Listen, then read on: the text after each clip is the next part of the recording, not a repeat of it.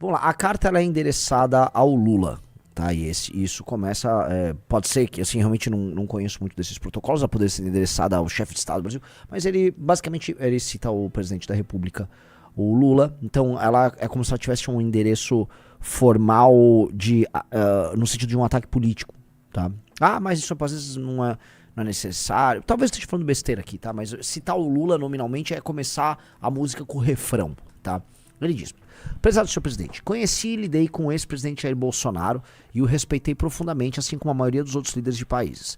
A forma como o Brasil tem tratado o ex-presidente Bolsonaro, um líder altamente respeitado em todo o mundo durante seu mandato, inclusive pelos Estados Unidos, é uma vergonha internacional. Esse julgamento não deveria estar acontecendo. Trata-se de uma caça às bruxas que deve acabar imediatamente.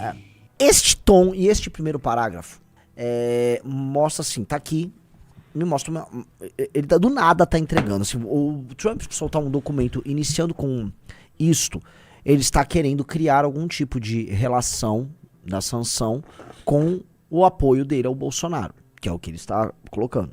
E eu acho que é isso que os bolsonaristas, o Figueiredo, o Eduardo, talvez o próprio Jair queiram para a construção de uma mitologia a respeito deles. E esse primeiro parágrafo vai na linha do que ele já havia tuitado lá essa semana, já, né? Sim. Aí ele prossegue. Em parte devido aos ataques insidiosos do Brasil contra eleições livres e os direitos fundamentais de liberdade de expressão dos americanos, como foi ilustrado recentemente pelo Supremo Tribunal Federal Brasileiro, que emitiu centenas de ordens secretas e ilegais de censura às plataformas de mídia social dos Estados Unidos, ameaçando-as com milhões de dólares em multas e expulsão do mercado brasileiro, a partir de 1º de agosto de 2025, cobraremos uma tarifa de 50% sobre qualquer produto brasileiro enviado aos Estados Unidos, além de todas as tarifas setoriais existentes. Mercadorias transbordadas para evitar esta tarifa de 50% estarão sujeitas à tarifa mais alta. Vamos lá. Então, volto pro começo, porque assim, o começo desse parágrafo que interessa, sobe. Ele bota, em parte devido aos ataques insidiosos do Brasil contra as eleições livres. Ele tá falando do quê ali? Que tiraram o Bolsonaro da eleição. Bolsonaro seria não ter uma eleição livre. Tá, então e ele os bota direitos fundamentais de liberdade de expressão dos americanos. Aí tá falando das empresas americanas que estão sendo afetadas por isso, das sanções. Então ele trouxe ali, primeiro, ele saúda o Bolsonaro no primeiro parágrafo. No segundo parágrafo ele diz que basicamente retiraram um aliado dele das eleições e depois você taxar e, vamos dizer, submeter as empresas americanas a uma regulamentação draconiana motivam em parte o que está acontecendo. Ou seja, ele está entregando. Estamos com 10 mil pessoas aqui na live, tá bom, Riso? Aí ele prossegue. Então a gente tem que fazer hermenêutica aqui. Vamos pegando. Então, assim, ele está atribuindo também essa sanção. Ele está atribuindo como razão dela a defesa do Bolsonaro, que ele faz, né, do parceiro dele, e essa questão das empresas americanas, que é real. Vamos lembrar, as empresas de Big Tech estão próximas ao governo americano, elas são parceiras diretas do governo americano hoje, e elas estão se mobilizando aqui no Brasil por conta dessa regulamentação, porque é uma regulamentação que eles têm medo de se espalhar por outras nações e se tornar uma espécie de modelo jurídico de redução não só das atividades dela, mas de um certo soft power que os Estados Unidos exercem em outras nações através de empresas dele que trabalham com informação e dados e formação de opinião pública, que isso é poder hoje, por mais que a gente finja, é poder, né? Quer comentar algo ou que eu posso pro próximo? Não, é isso mesmo, e vai na linha do que eu falei da resolução do BRICS, que é importante nesse sentido, porque o que esses países querem, os países do BRICS, é de que eles tenham a soberania necessária para fazer qualquer tipo de regulação sobre rede social e inteligência artificial, o que vai na contramão do que o Trump e os Estados Unidos estão querendo. Então vamos lá, desce aí o parágrafo, Rizzo. Vamos ler agora outro parágrafo, ele fez. Aí, pra mim, é onde começa. Além disso, tivemos anos para discutir nossa relação comercial com o Brasil e concluímos que precisamos nos afastar dessa relação antiga e muito injusta, marcada por políticas e barreiras tarifárias e não tarifárias do Brasil. Nossa relação tem sido, infelizmente, muito pouco recíproca. É em parte verdadeiro. O Brasil aplica mais taxas aos Estados Unidos do que os Estados Unidos aplicam ao Brasil. Posto isso, e curiosamente, o Brasil é um dos poucos países no mundo em que os Estados Unidos têm uma relação superavitária. Né? Tanto que quando veio aquelas últimas taxações, que ele ficou lá brincando de taxar o mundo, no final ele olhou pro Brasil e falou, 10%, esses caras definitivamente não são o nosso problema. Aí ele diz, peço que compreenda que a tarifa de 50% é muito menor do que o necessário para equilibrar o campo de jogo com seu país, e é necessário adotar essa medida para corrigir as graves injustiças do regime atual.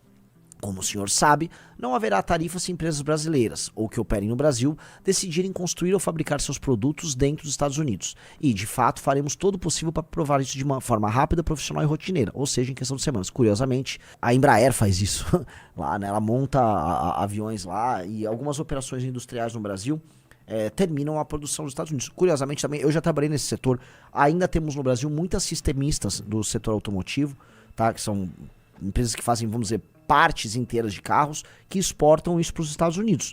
No caso, a produção desse material ficaria altamente comprometida. Aí ele prossegue. Se por algum motivo o senhor decidir aumentar suas tarifas, então qualquer que seja o número que escolher aumentá-las, será acrescentado aos 50% que cobraremos. Por favor, entenda que essas tarifas são necessárias para corrigir os muitos anos de políticas tarifárias e não tarifárias do Brasil, causando déficits comerciais insustentáveis contra os Estados Unidos. Nesse ponto é mentira. Os Estados Unidos não está em déficit com o Brasil. Os Estados Unidos está em superávit. A balança comercial americana é favorável para eles.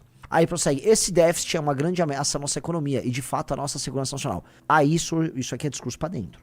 Ele tá mentindo, porque os Estados Unidos são superavitados em relação com o Brasil, mas ele soa, vamos dizer, ele está defendendo o interesse americano. Então, eu vejo na carta dele vários materiais, um apoio a um aliado político no Brasil, um apoio às empresas de Big Tech, e agora um aceno ao produtor americano, e a ideia de America First. Venham brasileiros produzir aqui, como se a gente fosse uma grande produção, grande potência industrial indo produzir lá. Aí ele fala, além disso, por causa dos contínuos ataques do Brasil às atividades comerciais digitais das empresas americanas, bem como de outras práticas comerciais desleais, estou instituindo o representante de comércio dos Estados Unidos, Jameson Greer, a iniciar imediatamente uma investigação de seção 301 contra o Brasil, que é uma legislação que abre, vamos dizer, é dos anos 70, se não me engano, essa legislação, que abre, vamos dizer, uma espécie de um processo interno para averiguar essa relação desigual, desproporcional que tem com os Estados Unidos. Em geral, quem costuma receber isso, tá, cai nesse 301, acaba entrando num grande litígio jurídico dos Estados Unidos, e isso costuma ir para a OMC, na Organização Mundial do Comércio, para, enfim, resolver isso juridicamente. E o Brasil já foi ao OMC não por causa disso, mas em outros casos. Acho que inclusive com os Estados Unidos. Prossegue. Se o senhor quiser abrir seus mercados comerciais, até então fechados para os Estados Unidos, e eliminar suas políticas tarifárias, não tarifárias e barreiras comerciais, nós talvez consideremos um ajuste dessa carta.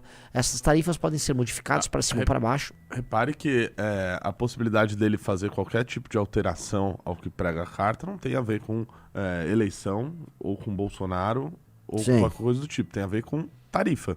Né? Com política tarifária e não tarifária.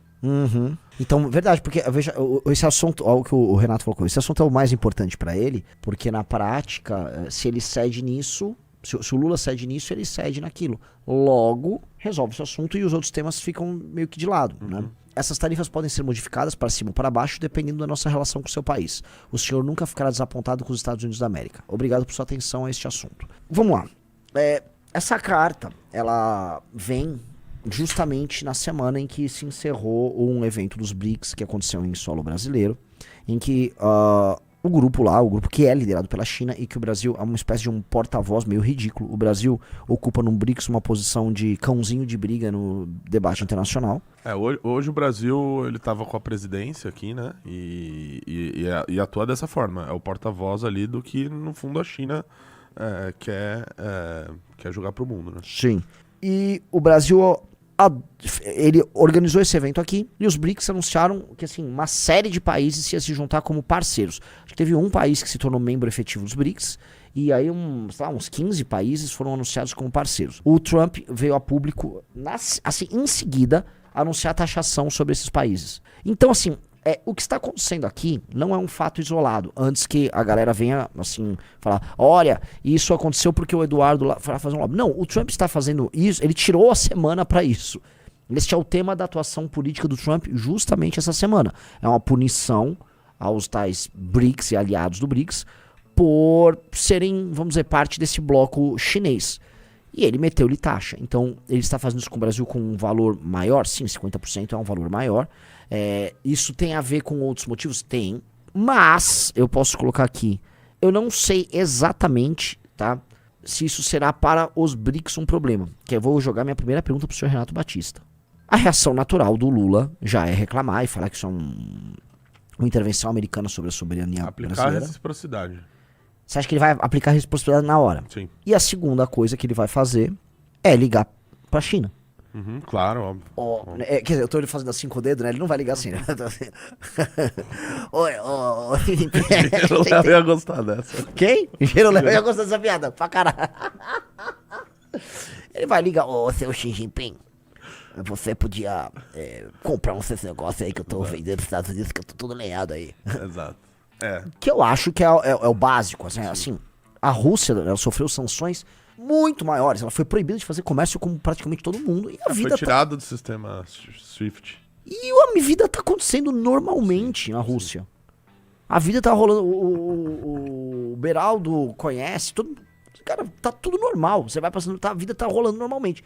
Quem fez essa inserção da Rússia nesse mundo paralelo é a própria China. E aí eu te pergunto, você prevê algo nesse sentido? Com certeza. Ó, uma coisa, primeiro tem que ver o seguinte, essa briga do Trump com os BRICS, ela tem sentido? Me parece que sim. Pelo menos um ano a gente tá vendo várias iniciativas de Brasil, dos outros países do BRICS, dizendo o seguinte, olha, a gente precisa desdolarizar. O Brasil, inclusive, disse isso. Sim. O Lula disse isso. Né, novamente atuando como porta-voz dos BRICS. Então, e falando de várias alternativas para fugir da influência americana, do ponto de vista econômico. Então, faz sentido o Trump querer brigar com isso. Além disso, ainda tem a questão das tarifas, que, para lá do jogo geopolítico, é uma proposta de campanha dele e algo também para ele, para dentro dos Estados Unidos, faz total sentido. Então, já está unindo essas duas coisas. Ainda pega mais umas questões laterais aí, Bolsonaro, a questão da liberdade de expressão, e já junta tudo isso num bolo pacote muito grande e vê o que ele consegue ter de resolução de qualquer um desses assuntos. Né? Porque, assim, pra quem chegou agora na live, acho que já tá com mais de 12 mil pessoas aí, eu falei aqui no início, eu acho que o Lula vai atuar como atuou o presidente da Colômbia, Gustavo Petro. Disse que ia fazer a taxação de 25% na Colômbia, ele falou, vou fazer 25% nos Estados Unidos e vou aumentar, e vamos continuar aumentando, e vamos pra briga. No final das contas não teve tarifa nenhuma pra Colômbia. A tarifa lá é de 10%, igual o Trump aplicou, né, praticamente no mundo inteiro. Então, eu acho que o Lula vai seguir a linha do Gustavo Petro, que acho que inclusive até ele já se pronunciou até sobre essas tarifas do Brasil. O Lula tem um contato muito grande aqui com ele. Eu imagino ele seguindo esse caminho e, claro, buscar novos mercados na China. A gente está falando, o Brasil, se não me falha a memória, é 15% das exportações brasileiras para os Estados Unidos. Então, assim, claro, é relevante pra caramba, mas daria para achar outros caminhos? Assim, cara, sendo honesto, meio que daria. A gente precisa só entender uma coisa, tá? Rapidinho. O Brasil é um país muito fechado. O Brasil exporta pouco. Vocês sabem disso, né? Existe aquela visão assim, o Brasil é um país agroexportador. Gente, o Brasil, ele é um país agro. Tá? Ele também exporta, mas nós não somos um grande exportador. O Brasil é fechado para o mundo, tanto para importações quanto para exportações.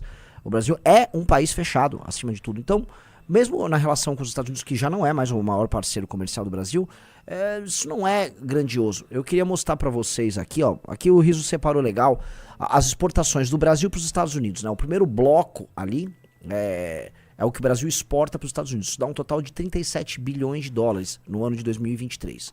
Principal produto na pauta de exportação: petróleo cru, petróleo refinado e minério de ferro, certo? Tá no primeiro bloco ali.